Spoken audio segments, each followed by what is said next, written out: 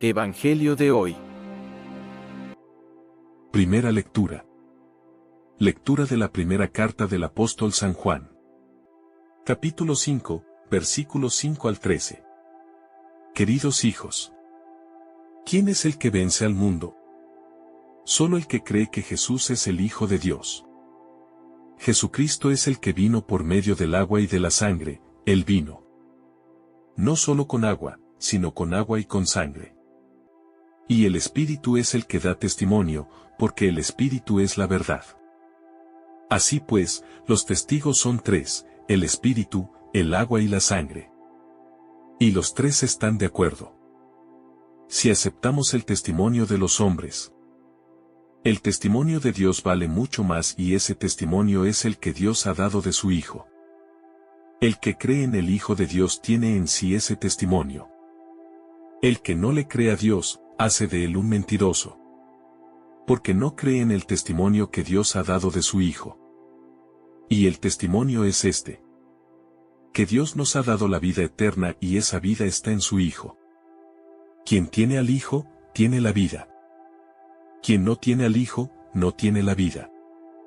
A ustedes, los que creen en el nombre del Hijo de Dios, les he escrito estas cosas para que sepan que tienen la vida eterna. Palabra de Dios.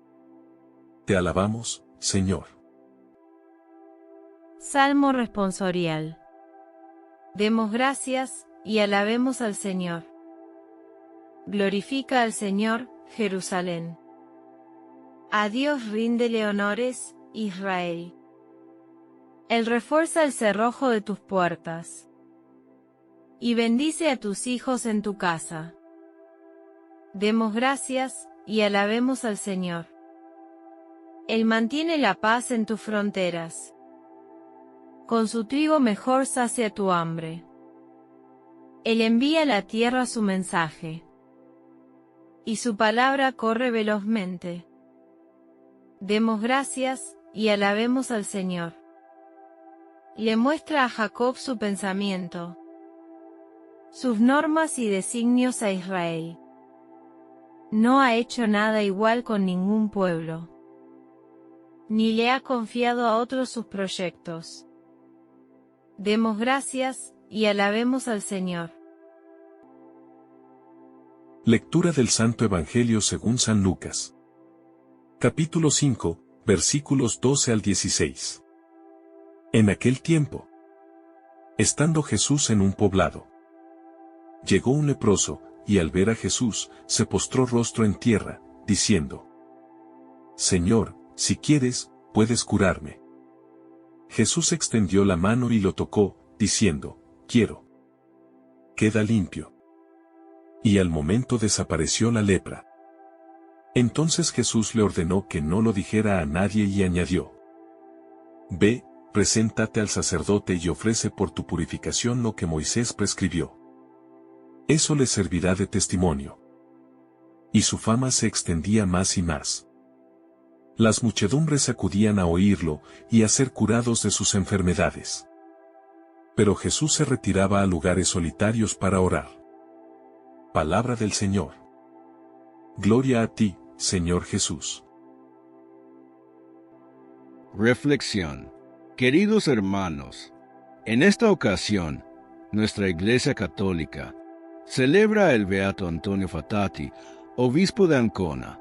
Eso nos recuerda que la verdadera nobleza no está en la sangre, está en el corazón que se entrega a Dios. Nacido en una familia noble de Teramo, Antonio pudo haber buscado honores y comodidades, pero eligió un camino distinto. Desde joven se formó en Bolonia, preparándose con seriedad para el sacerdocio, entendiendo que servir a Dios exige estudio, disciplina y una fe bien cimentada.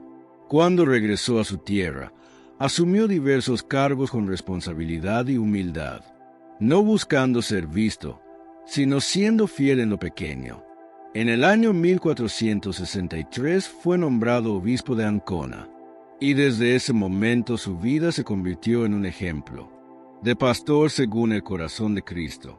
Fue prudente en sus decisiones, firme en la verdad y cercano a su pueblo. Su generosidad con los pobres no era un gesto ocasional, sino un estilo de vida. Lo que tenía, lo compartía, lo que recibía, lo administraba pensando en los más necesitados. Pero mientras era comprensivo con los demás, era exigente consigo mismo.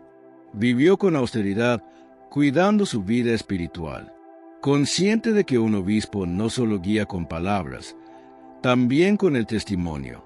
Por esa coherencia de vida, la Iglesia reconoció su santidad al beatificarlo en 1765. El beato Antonio Fatati nos enseña que la autoridad en la Iglesia se sostiene con servicio, humildad y caridad sincera. También celebramos a San Andrés Corsini, carmelita, obispo de Fiesole. Es un testimonio vivo de que Dios puede transformar incluso los corazones más rebeldes. Nacido en Florencia en una familia noble en el año 1301, su juventud no fue ejemplo de virtud. Sin embargo, el Señor lo llamó con fuerza, y Andrés respondió dejando atrás su antigua vida para abrazar el camino del Carmelo. Como carmelita, aprendió el valor del silencio, de la oración y de la entrega total a Dios. Su crecimiento espiritual fue tan profundo que llegó a ser superior provincial de su orden. Más tarde, contra su propia voluntad, fue nombrado obispo de Fiesole. Aceptó este ministerio por obediencia, cargando sobre sus hombros el peso de un pueblo herido por la peste, la pobreza y los conflictos.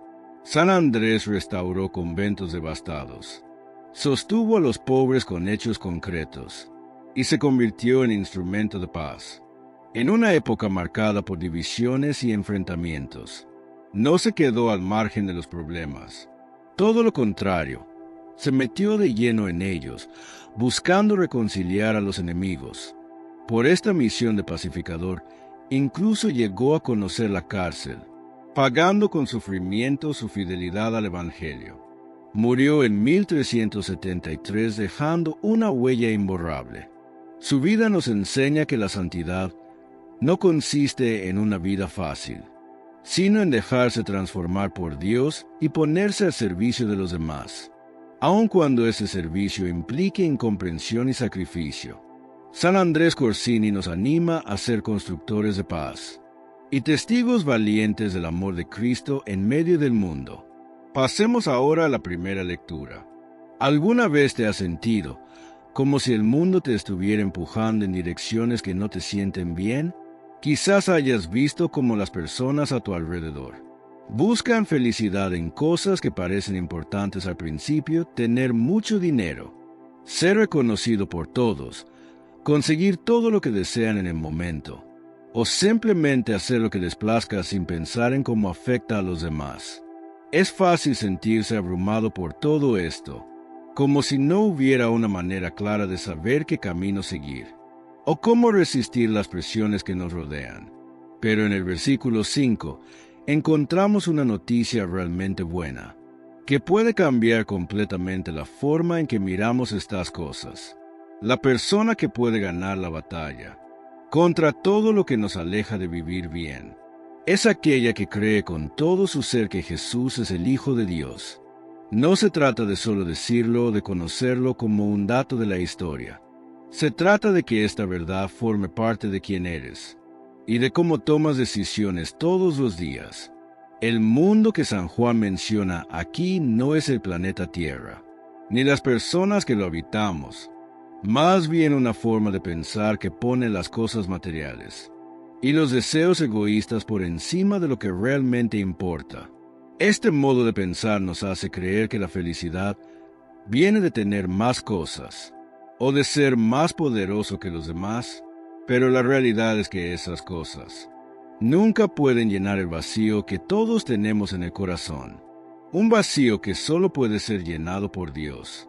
Cuando creemos que Jesús es el Hijo de Dios, entendemos que Él vino al mundo para mostrarnos el camino correcto, para enseñarnos cómo amar de verdad y para darnos la fuerza que necesitamos para no caer en los engaños que nos ofrece el mundo.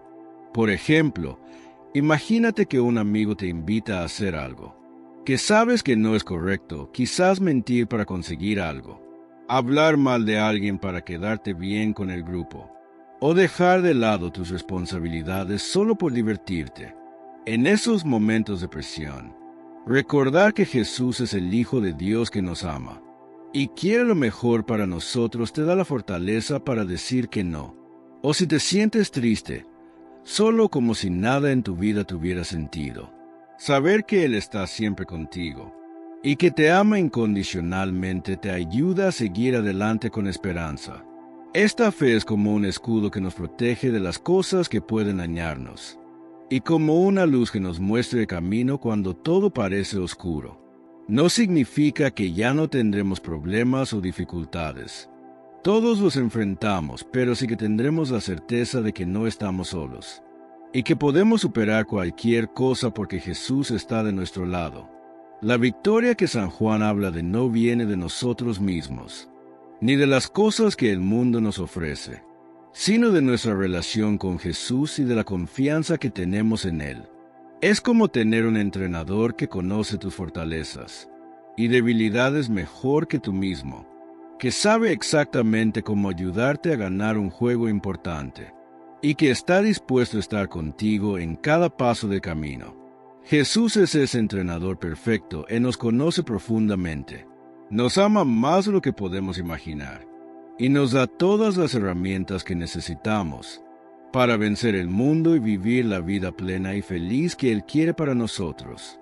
Cada vez que elegimos seguir sus enseñanzas, o le pedimos ayuda en oración, y en algunas ocasiones tratamos a los demás con amor y respeto, estamos demostrando nuestra fe en Él como el Hijo de Dios, y estamos cosechando los frutos de esa victoria que Él nos ha dado. En los versículos 6 al 8, San Juan nos habla de algo que nos ayuda a sentirnos seguros en nuestra fe, el testimonio que existe sobre quién es realmente Jesús, y qué hizo cuando estuvo en la tierra. Nos dice que Jesús vino por agua y sangre, y que el Espíritu Santo también da testimonio de Él, porque el Espíritu es la verdad.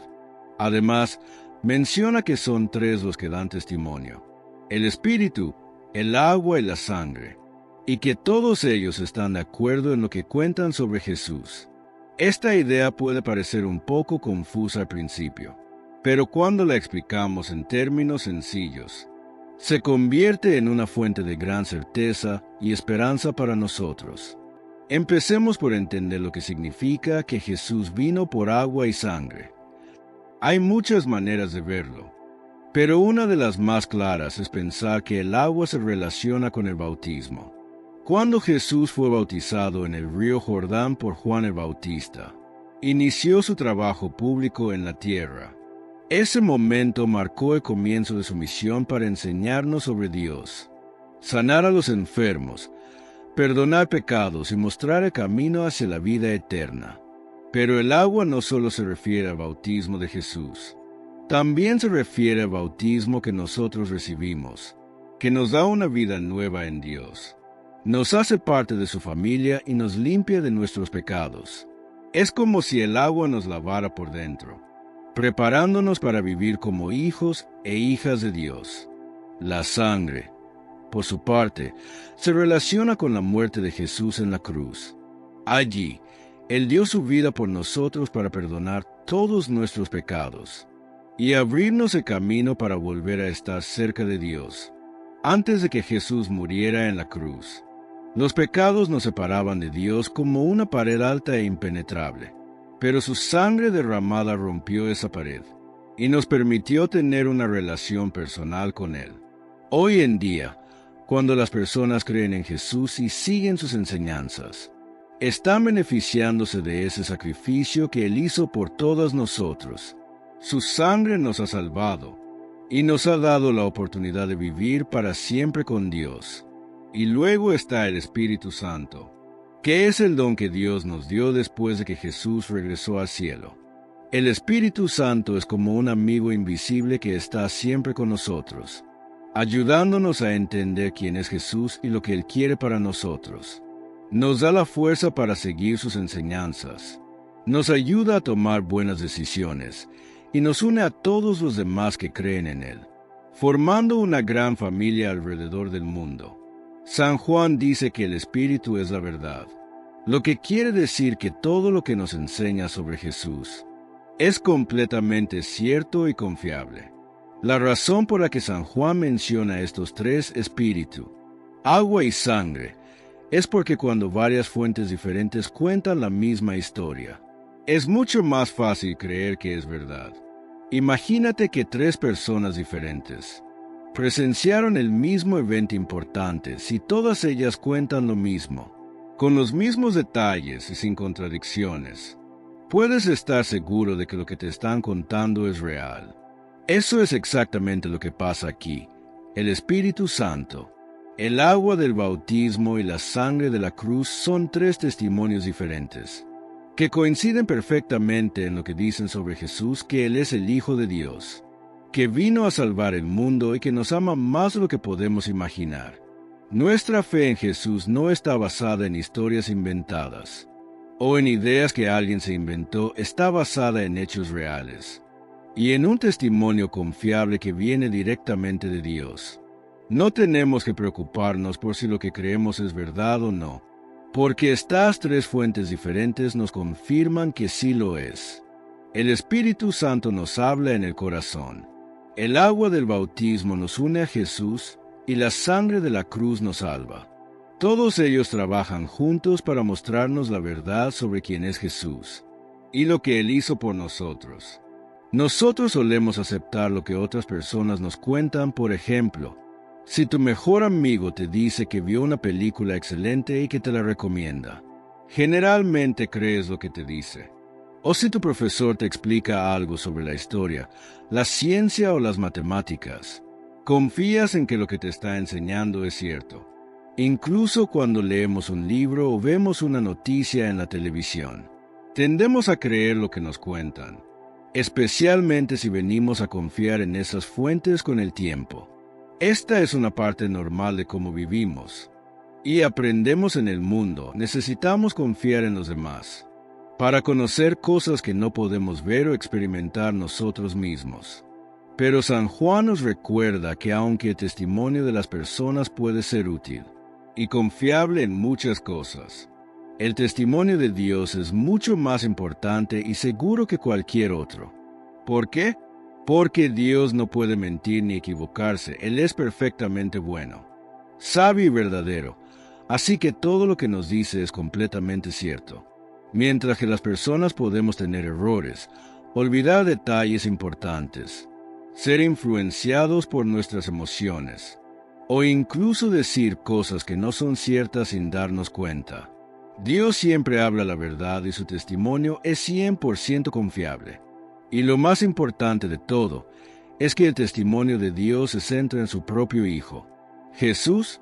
Él nos dice quién es Jesús, por qué vino al mundo y qué podemos esperar si creemos en Él. Y es que el Padre de la Gloria dio su testimonio sobre su Hijo, para que nosotros pudiéramos conocer la verdad y tener la oportunidad de vivir una vida plena y eterna con Él. Este testimonio no es algo nuevo que Dios decidió dar recientemente. Ha estado presente desde el principio, a través de las personas que Él eligió para llevar su mensaje, a través de las profecías que anunciaron la venida de Jesús, y finalmente a través de Jesús mismo, que vino a mostrar el amor y la voluntad de Dios con sus palabras y sus obras. Hoy en día, nosotros podemos conocer este testimonio de Dios a través de la Biblia, que es el libro en el que se han escrito todas las cosas que Dios nos quiere decir, y a través de las enseñanzas de las personas que han creído en Él a lo largo de los siglos. Quien cree en el Hijo de Dios lleva ese testimonio dentro de sí mismo. Esto significa que cuando aceptamos con fe lo que Dios nos dice sobre Jesús, esa verdad no se queda solo en nuestra mente, más bien, se hace parte de quien somos, se transforma en nuestro corazón y nos da la certeza de que es real. Por ejemplo, si crees que Jesús te ama y que murió por tus pecados, esa verdad te hace sentir seguro, amado y dispuesto a vivir de manera diferente. Te ayuda a perdonar a los demás, a hacer el bien y a seguir sus enseñanzas.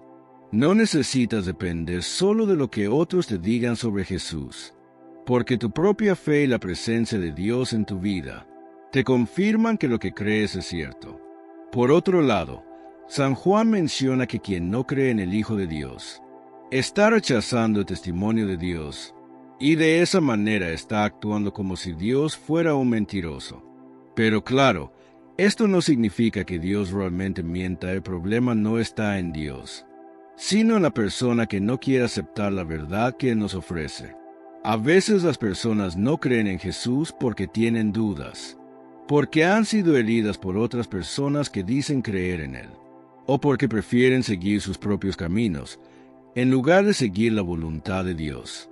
Pero aunque Dios respeta nuestra libertad para elegir creer o no, rechazar el testimonio de Dios es perder la oportunidad de conocer la verdad sobre Jesús y de recibir la vida eterna que Él nos ofrece.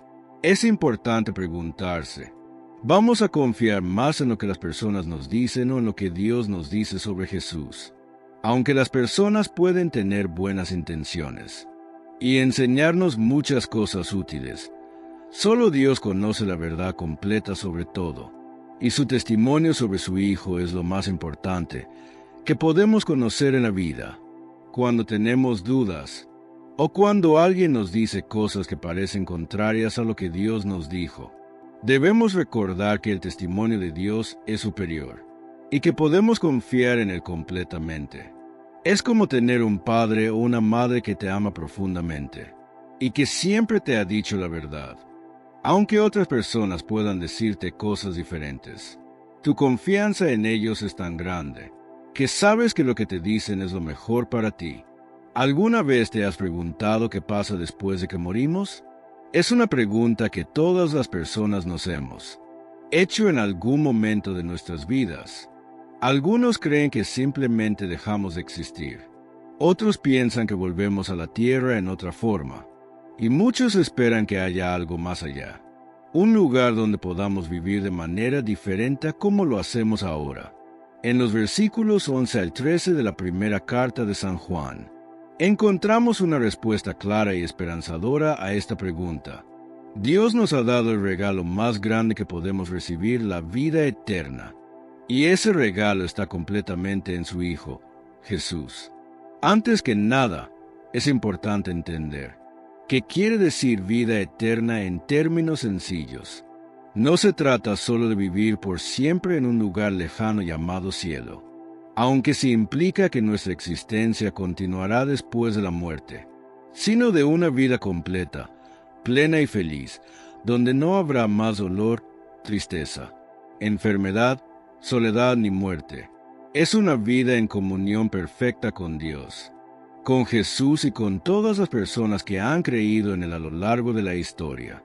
Imagínate un lugar donde todo es bueno, donde todos se aman unos a otros sin condiciones, donde nunca te faltará nada, y donde podrás conocer a Dios cara a cara. Esa es la idea de la vida eterna que Dios quiere para nosotros. Dios dio vida eterna, y esta vida está en su Hijo. Esto quiere decir que la única manera de obtener la vida eterna es a través de Jesús. No podemos ganárnosla con nuestras buenas obras, ni comprarla con dinero, ni conseguirla por nuestra propia fuerza. Es un regalo que Dios nos da simplemente porque nos ama. Pero para recibir este regalo, debemos aceptarlo creyendo en Jesús, como el Hijo de Dios y permitiendo que Él forme parte de nuestra vida. Jesús mismo dijo que Él es el camino, la verdad y la vida, y que nadie puede llegar a Dios el Padre sin pasar por Él.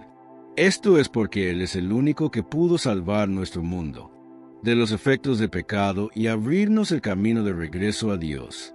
Quien tiene al Hijo, tiene la vida eterna. Y es que no se trata de conocerlo solo como una figura histórica, o de tener su imagen en la pared de nuestra casa. Se trata de tener una relación personal con Él.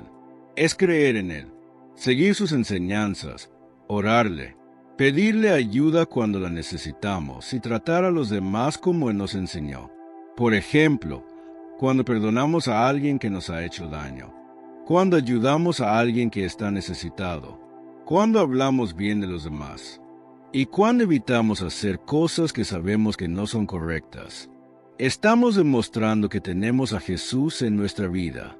Es formar parte de la comunidad de personas que creen en Él, porque Jesús quiere que vivamos unidos como una familia, apoyándonos unos a otros y ayudándonos a crecer en nuestra fe.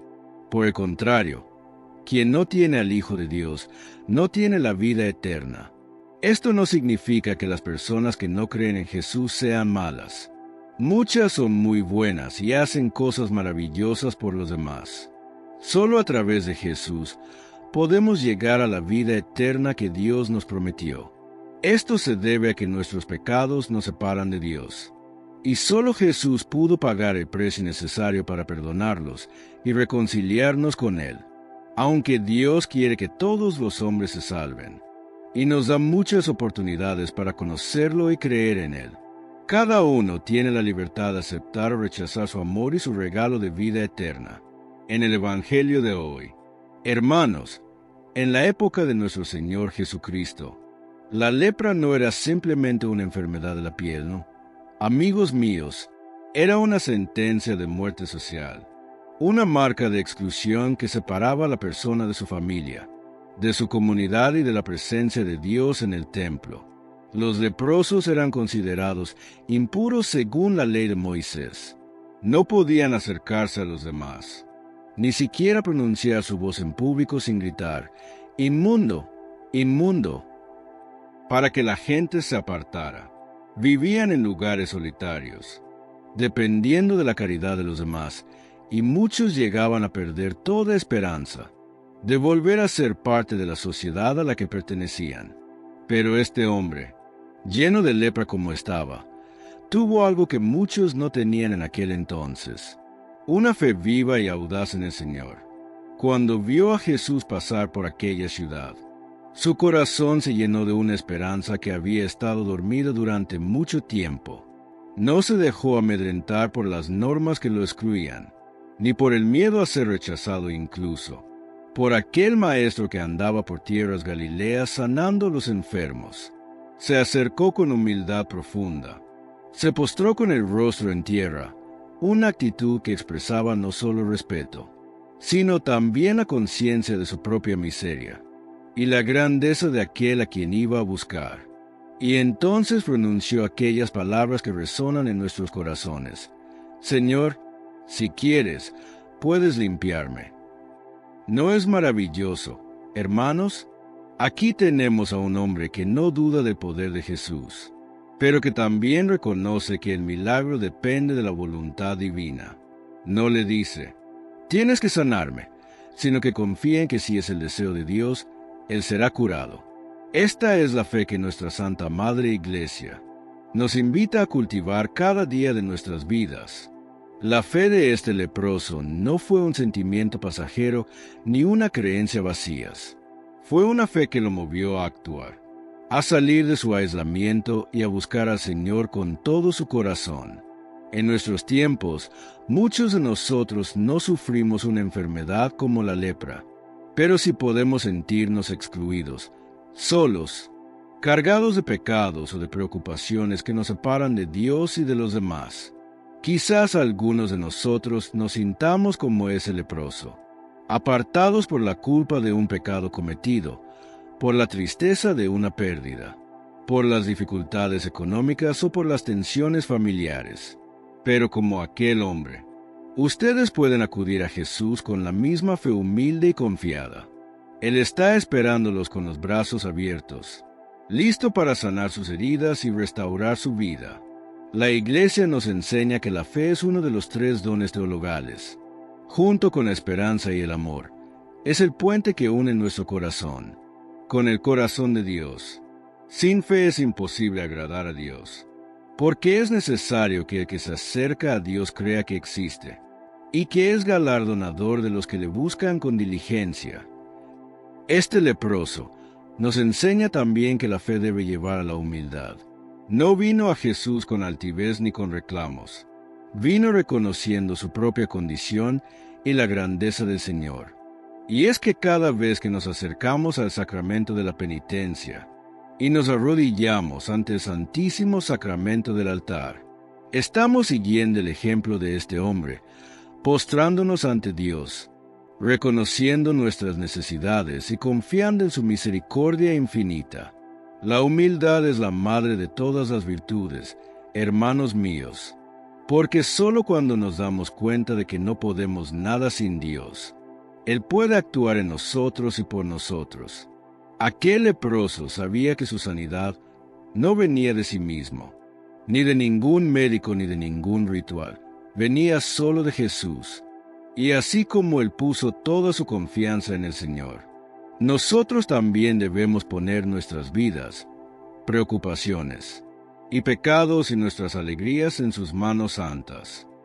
En el momento en que aquel leproso se postró ante Él y le pidió ser limpiado, Jesús no dudó ni un instante en actuar. Extendió su mano y tocó al hombre, un gesto que, en aquel entonces, era completamente contrario a las normas religiosas y sociales de la época. Según la ley de Moisés, cualquier persona que tocara a un leproso se convertía en impura y debía someterse a un proceso de purificación que incluía días de aislamiento y sacrificios en el templo. Pero Jesús, que es el mismo Dios hecho hombre, no se dejó amarrar por estas normas humanas cuando se trataba de manifestar el amor de Dios por su pueblo. Ese toque de Jesús fue mucho más que un simple gesto físico. Fue un acto de compasión que restauró la dignidad del leproso. En la sociedad judía de entonces, los leprosos eran tratados como si no fueran personas, como si estuvieran condenados por sus pecados o por los pecados de sus antepasados. Pero Jesús lo tocó como a un hermano, como a un hijo amado de Dios, demostrando que nadie está fuera del alcance de su amor misericordioso. La compasión de Cristo es el reflejo de la compasión del Padre Celestial, que tiene sobre nosotros como quien tiene sobre sus hijos. Este amor no discrimina, no juzga, no excluye, se extiende a todos los hombres y mujeres, sin importar su condición social, su raza, su religión o los pecados que hayan cometido. Después de tocarlo, Jesús le dice, «Quiero, sé limpio». Y al instante, la lepra desapareció de su cuerpo. Aquí vemos dos. Por un lado, el poder omnipotente de Dios, que puede hacer lo imposible, que puede sanar cualquier enfermedad y convertir lo feo en hermoso, lo oscuro en luminoso, lo muerto en vivo. Por otro lado, vemos que este poder se ejerce siempre según la voluntad de Dios, que es siempre de amor y de bien para nosotros. Jesús no dijo puedo sanarte, sino quiero, sé limpio, porque su voluntad es siempre salvar, sanar y redimir. El poder de Dios no se usa para dominar ni para mostrar superioridad, sino para servir y para amar, tal como lo hizo Jesús cuando se humilló a sí mismo hasta la muerte en la cruz. La compasión de Jesús no es solo un sentimiento de pena por el sufrimiento de los demás, es un amor que se traduce en acción. En el Evangelio, vemos que Jesús siempre se detuvo para ayudar a los necesitados, sanaba a los enfermos, alimentaba a los hambrientos, perdonaba a los pecadores, consolaba a los dolientes. Esta es la misma compasión que la Iglesia busca manifestar en el mundo a través de su ministerio caritativo, de sus hospitales, de sus casas de acogida, de sus programas de ayuda a los pobres y a los marginados. Como cristianos católicos, estamos llamados a seguir el ejemplo de Jesús, a extender nuestra mano a quienes sufren, a tocar con amor las heridas de los demás, sin importar las barreras que la sociedad ponga entre nosotros y ellos. El milagro de la sanación del leproso también nos enseña que Jesús sana no solo el cuerpo, también el alma. Aquel hombre no solo recuperó su salud, recuperó su lugar en la comunidad, su dignidad como persona y su relación con Dios. Muchos de nosotros padecemos enfermedades espirituales: el orgullo, la envidia, la avaricia, la ira, la lujuria, la gula y la pereza. los 7 pecados capitales que nos separan de Dios y de los demás. Pero Jesús puede sanar estas enfermedades también, si nosotros le abrimos nuestro corazón con fe y humildad, a través de los sacramentos, especialmente la penitencia y la Eucaristía. Dios nos da la gracia necesaria para ser limpiados de nuestros pecados y restaurados en su amor. Que la compasión y el poder de Jesús nos animen a confiar en Él completamente, sabiendo que Él quiere sanarnos, transformarnos y hacernos partícipes de su vida eterna. Jesús le dice al hombre que acababa de sanar de la lepra: no lo dijese a nadie, sino ve, muéstrate al sacerdote y ofrece por tu purificación, según mandó Moisés, para testimonio a ellos. Estas palabras nos revelan mucho sobre la misión de Jesús y sobre cómo debemos vivir nuestra fe en el mundo. Muchos pueden preguntarse, ¿por qué Jesús le dijo que no contara el milagro? Jesús le dijo al hombre que no difundiera la noticia del milagro, porque Él no quería que su ministerio se centrara solo en los signos y prodigios, sino en la proclamación del reino de Dios y en la salvación de las almas. Sabía que si la gente se concentrara solo en los milagros, podría seguirlo por interés propio, por buscar beneficios materiales o por curiosidad, pero no por amor a Dios ni por deseo de conversión. Nuestro Señor vino a este mundo para llevar a cabo la voluntad del Padre, redimir al hombre de pecado y restaurar su comunión con Dios. Los milagros eran señales que demostraban su autoridad divina y su amor por el hombre, pero no eran el fin en sí mismos. En nuestra vida cristiana, también debemos tener cuidado de no centrarnos solo en los milagros o en los beneficios terrenales que podemos recibir de Dios, sino en conocerlo, amarlo y servirlo con toda nuestra alma, nuestro corazón, mente y nuestras fuerzas. En segundo lugar, Jesús mandó al hombre que se mostrara al sacerdote y que ofreciera el sacrificio prescrito por la ley de Moisés para su purificación. Esto nos muestra que Jesús no vino a destruir la ley, sino a cumplirla. Como él mismo dijo en el Evangelio de Mateo: no penséis que he venido a abolir la ley o los profetas. No he venido a abolir, sino a cumplir. La ley de Moisés tenía como fin preparar al pueblo de Israel para la venida del Mesías, y Jesús, siendo el cumplimiento de todas las profecías, respetó y cumplió sus preceptos, al mandar al hombre a presentarse ante el sacerdote. Jesús estaba asegurando que su sanación fuera reconocida por las autoridades religiosas de entonces, lo que permitía al hombre volver a ser parte de la comunidad y de la vida litúrgica del templo. Esto nos recuerda la importancia de la autoridad eclesiástica en nuestra fe. La Iglesia, establecida por Cristo mismo y guiada por el Espíritu Santo, es la depositaria de la verdad revelada y la encargada de administrar los sacramentos que nos llevan a la salvación. El mandato de ofrecer el sacrificio, según la ley de Moisés, también tiene un significado profético que la Iglesia ha reconocido desde los primeros tiempos. El sacrificio que aquel hombre ofrecía en el templo era un símbolo del verdadero sacrificio que Jesús ofrecería en la cruz, por la salvación de la humanidad. En la misa, nuestra Santa Madre Iglesia nos ofrece este mismo sacrificio, hecho presente en el altar, donde el pan y el vino se convierten en el cuerpo y la sangre de Cristo. Así como aquel hombre ofrecía su sacrificio como testimonio de su sanación y de su gratitud a Dios, nosotros también debemos ofrecer nuestra vida como un sacrificio agradable a Dios, unido al sacrificio de Cristo en la misa. Cada vez que participamos en la Santa Misa, estamos cumpliendo en plenitud lo que aquel hombre cumplió de manera simbólica. Ofrecemos nuestro agradecimiento a Dios por sus beneficios. Confirmamos nuestra fe en su poder salvador y nos unimos a la comunidad de los creyentes.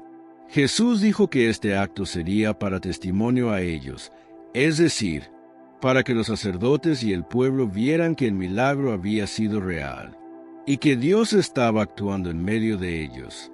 En nuestra vida cristiana, también somos llamados a ser testigos de la acción de Dios en nosotros. No se trata de andar por el mundo contando todos los beneficios que hemos recibido, sino de vivir nuestra fe de manera coherente, de tal forma que los demás vean en nosotros el amor de Cristo y sean atraídos a conocerlo y amarlo. El testimonio de vida es una de las formas más poderosas de evangelización, cuando vivimos según los mandamientos de Dios y amamos a nuestros prójimos como a nosotros mismos, cuando perdonamos nuestras ofensas y servimos a los necesitados. Estamos dando testimonio de la presencia de Dios en nuestro corazón y en el mundo. El Evangelio continúa y dice, su fama se extendía más y más, y se reunía mucha gente para oírle y para que le sanase de sus enfermedades. La noticia de que Jesús había sanado a un leproso, una enfermedad considerada incurable en aquel entonces, se difundió rápidamente por toda Galilea y más allá. La gente venía de todos los rincones, de las ciudades y de los pueblos, de las montañas y de las llanuras, atraída por la fama de aquel maestro que enseñaba con autoridad y que sanaba a los enfermos. La propagación de la fama de Jesús muestra que el amor y el poder de Dios no pueden ser contenidos ni silenciados. Aunque Jesús le había dicho al hombre que no contara el milagro, la noticia se extendió por sí misma, porque la gente no podía callar lo que había visto y escuchado. Cuando Dios actúa en nuestras vidas y nos sana de nuestros pecados, cuando nos consuela en nuestra tristeza y nos ayuda en nuestras dificultades, es imposible no compartir esta alegría con los demás. La fe no es una cosa privada que debemos guardar para nosotros mismos. Es un don de Dios que debemos compartir con el mundo, porque todos los hombres y mujeres necesitan conocer el amor salvador de Cristo. Como dijo San Pablo, si el Evangelio es un escándalo, no puedo callarlo. La buena nueva de la salvación es para todos, y nosotros somos sus portadores en el mundo. La multitud que se reunía alrededor de Jesús tenía dos motivos principales. Por un lado, querían escuchar sus enseñanzas, porque él hablaba de cosas nuevas y profundas, diferentes a las que escuchaban de los escribas y los fariseos. Jesús no enseñaba como los maestros religiosos de la época, que se basaban en comentarios de otros sabios, sino con autoridad propia, porque Él es el Verbo hecho carne, la palabra de Dios misma. Nosotros también debemos buscar escuchar la palabra de Dios con atención y fe, porque en ella encontramos la luz que nos guía por el camino de la salvación. La Eucaristía, las lecturas bíblicas son momentos sagrados, en los que Dios nos habla directamente al corazón, invitándonos a convertirnos y a vivir según su voluntad. Por otro lado, la gente venía a Jesús para que le sanara de sus enfermedades. En aquel entonces, la medicina era muy limitada, y muchas enfermedades eran consideradas una sentencia de muerte. Pero Jesús, que es el Señor de la vida y la muerte, sanaba a todos los que acudían a Él con fe. Esta realidad nos recuerda que Dios se preocupa no solo por nuestras necesidades espirituales, también por nuestras necesidades corporales. Dios nos da la gracia para soportar nuestras enfermedades con paciencia y esperanza, y a veces también nos concede la curación física. Además, la Iglesia anima a todos los creyentes a cuidar de los enfermos y de los necesitados, siguiendo el ejemplo de Jesús, quien dijo: «Lo que hicisteis a uno de estos mis hermanos más pequeños, a mí me lo hicisteis». Sin embargo, algunos seguían a Jesús solo por los milagros y por los beneficios terrenales que podían recibir, pero no estaban dispuestos a seguirlo en el camino de la cruz, a renunciar a sus pecados y a vivir según sus enseñanzas. Y esto no debe de ser, porque la fe no es un medio para obtener bienes. Es un llamado a convertirnos completamente a Dios y a vivir en comunión con Él. Jesús no vino a este mundo para hacer nuestra vida más cómoda. Vino para llevarnos a la vida eterna en el reino de los cielos. Esto requiere un esfuerzo constante, una lucha contra nuestros pecados y una disposición a seguir a Cristo aunque cueste sacrificio. La fama de Jesús crece y su reino se expande. Como cristianos, somos parte de esta gran misión de evangelización. Estamos llamados a ser testigos de Cristo en nuestro hogar, en nuestro trabajo, en nuestra escuela y en todos los lugares donde vivimos. No necesitamos tener dones extraordinarios ni ser famosos para hacerlo. Solo necesitamos tener fe en Jesús, vivir nuestra vida según sus enseñanzas y compartir su amor con los demás. Así termina la lectura diciendo: «Mas él se apartaba a lugares desiertos y oraba». A pesar de que la multitud lo buscaba constantemente, de que tenía miles de personas que necesitaban su ayuda, de que su ministerio era intenso y exigente, Jesús siempre encontraba tiempo para retirarse a lugares solitarios y orar. Es así como la oración fue el fundamento de la vida y el ministerio de Jesús. Aunque Él es Dios hecho hombre, se sometió voluntariamente a la necesidad de orar, porque quería cumplir perfectamente la voluntad del Padre Celestial. En la oración, Jesús se unía al Padre, recibía de él fuerza, guía y consuelo, y ofrecía gracias por los beneficios recibidos. Este es el diálogo entre Dios y el hombre. Es el momento en que nos comunicamos con nuestro Padre Celestial. Le contamos nuestras alegrías y nuestras tristezas, le pedimos su ayuda y su perdón, y le damos gracias por todo lo que nos ha dado. La oración no es una obligación que debemos cumplir por deber. Es un privilegio que Dios nos concede para estar en comunión con Él, para conocerlo mejor y para amarlo más cada día. En nuestros tiempos, vivimos rodeados de ruidos, distracciones y responsabilidades, que a menudo nos impiden encontrar el silencio necesario para orar. La Iglesia nos invita a buscar momentos y lugares de silencio en nuestra vida, donde podamos estar con Dios sin distracciones. No necesitamos ir a un desierto para hacerlo. Podemos encontrar ese lugar de silencio en nuestro hogar, en una capilla, en un parque o incluso en medio de nuestras actividades diarias. Si aprendemos a mantener nuestro corazón unido a Dios en todo momento, el silencio es necesario para escuchar la voz de Dios, que siempre habla con dulzura y amor a nuestro corazón. La oración de Jesús no era solo un momento de recogimiento personal, sino también un momento de intercesión por los demás. Aunque se retiraba a estar solo con el Padre, sabemos por otros pasajes del Evangelio que oraba por sus discípulos, por la Iglesia y por toda la humanidad. Con esto Jesús nos enseña la importancia de la oración intercesora.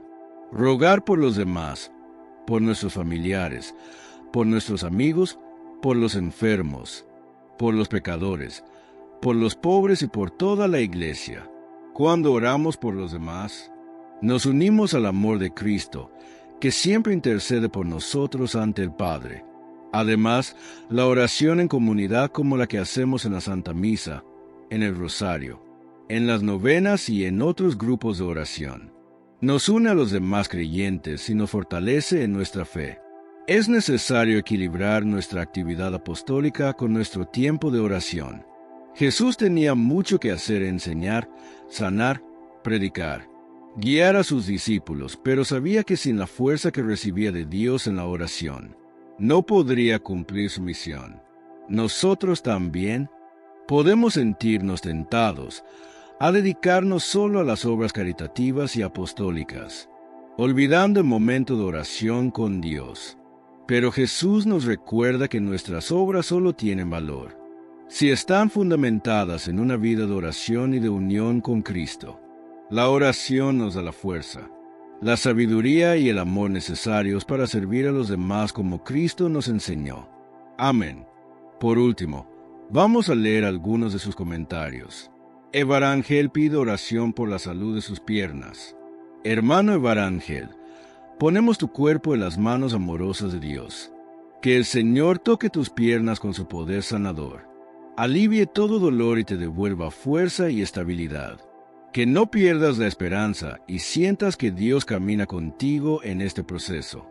María Sánchez pide oración por su esposo, por el alcoholismo y por su matrimonio. Hermana María, presentamos a tu esposo y tu hogar ante el Señor. Que Dios rompa toda cadena de adicción. Sane el corazón de tu esposo y restaure su voluntad. Que el amor, el perdón y la paz vuelvan a tu matrimonio. Y que el Espíritu Santo los guíe por un camino nuevo. Fred Gamer pide oración por la familia Canales Ruiz, para que reine la paz y el amor. Hermano Fred, colocamos a la familia Canales Ruiz en las manos de Dios. Que el Señor llene ese hogar con su presencia. Calme toda división y fortalezca los lazos de amor. Que la paz de Cristo gobierne cada corazón y cada decisión. Ana Posas pide oración por la salud de su familia, especialmente por su tío Gregorio. Hermana Ana, oramos por tu familia y de manera especial por tu tío Gregorio. Que el Señor lo visite con sanación, fortaleza y consuelo. Que toda tu familia sienta la protección de Dios y descanse en su misericordia. Mary Hernández Rojas pide oración por la familia Hernández Rojas y por el mundo entero. Hermana Mary, elevamos a la familia Hernández Rojas ante el Señor. Que Dios los cuide, los una y los llene de fe. También oramos por el mundo entero, para que reine la paz, se apague la violencia y los corazones vuelvan a Dios. Miriam Janet Díaz Sánchez pide oración por sus hijos que están en Estados Unidos. Hermana Miriam, ponemos a tus hijos en las manos de Dios, aun en la distancia. Que el Señor los proteja en cada paso, los libre de todo peligro y los cubra con su gracia. Que tu corazón descanse sabiendo que Dios los guarda día y noche. Nancy Cerrato pide oración por su hijo Ángel Lerín, por la salud de sus ojos. Hermana Nancy, presentamos a tu hijo Ángel Lerín ante Jesús. Que el Señor sane sus ojos, alivie su sufrimiento y le conceda paciencia y fortaleza. Que Ángel aprenda a llevar esta prueba con fe, confiando en que Dios nunca lo abandona. Dunia Aguilar pide oración por las enfermedades de su pareja. Hermana Dunia, ponemos a tu pareja en las manos del Señor. Que Dios toque su cuerpo con sanación, renueve sus fuerzas y traiga alivio en medio de la enfermedad. Que ambos encuentren paz y confianza en el amor de Dios. Manuel Moreno pide oración por la salud de la familia Moreno Morán. Hermano Manuel, oramos por la familia Moreno Morán. Que el Señor los cubra con su protección, fortalezca su salud y los llene de esperanza. Que en su hogar nunca falte la fe ni la confianza en Dios. Flori Hernández pide oración por su hijo Jeffrey, para que sea liberado de las drogas y el alcohol. Hermana Flori, presentamos a Jeffrey ante el Señor. Que Dios toque su mente y su corazón, lo libere de toda adicción y le dé claridad para pensar antes de actuar. Que encuentre un nuevo camino lleno de luz, esperanza y vida. María Magdalena pide oración por su hija Soraya, para que deje la nerviosidad, la angustia y el vicio de la cerveza. Hermana María Magdalena, ponemos a Soraya en las manos de Dios. Que el Señor calme su corazón, le quite toda angustia y la fortalezca para dejar todo vicio. Que Soraya experimente la paz verdadera que solo Cristo puede dar. Acoge, Padre Santo, todas estas peticiones, que te la entregamos, por Jesucristo nuestro Señor. Amén. Si este mensaje ha tocado tu corazón, compártelo con tus familiares, con tus amigos, dale me gusta a este video, para seguir creciendo juntos en la fe, día a día, guiados por el Evangelio. Y si aún no lo has hecho, te invito a suscribirte a este canal. Les deseo a todos, hermanas y hermanos, un próspero año, lleno de amor, paz, salud y bienestar para cada uno de ustedes. Dios les bendiga. Oremos. Padre Santo, te pedimos por todos los hermanos que nos dejan su petición de oración. Escucha nuestras súplicas y ten misericordia de nosotros. Sabemos que eres un Dios de piedad y confiamos en tu amor y compasión. Te entregamos nuestros enfermos, a los que sufren diariamente y que buscan en ti la sanación del alma y del cuerpo, por las familias que necesitan reconciliación y por todos los que claman tu ayuda, por los que no tienen empleo, por los que pasan hambres, por aquellos donde sus países viven en guerra. Te pedimos, sanación, consuelo y fortaleza, que tu luz nos guíe y que tu voluntad se haga en nuestras vidas. Gracias por tu amor y por siempre estar a nuestro lado. Que María, nuestra Madre, interceda por nosotros en nuestro camino de fe. Que la bendición de Dios, Padre, Hijo y Espíritu Santo, esté siempre con ustedes. Que así sea. Estuvo con ustedes su hermano, Miguel Ángel Tamayo. Oración al Padre Nuestro. Padre nuestro que estás en el cielo. Santificado sea tu nombre. Venga a nosotros tu reino. Hágase tu voluntad. En la tierra como en el cielo. Danos hoy nuestro pan de cada día. Perdona nuestras ofensas, como también nosotros perdonamos a los que nos ofenden. No nos dejes caer en la tentación, y líbranos del mal. Amén. Si quieres que oremos por ti, te dejaremos un enlace en la descripción. O si lo prefieres en la cajita de los comentarios.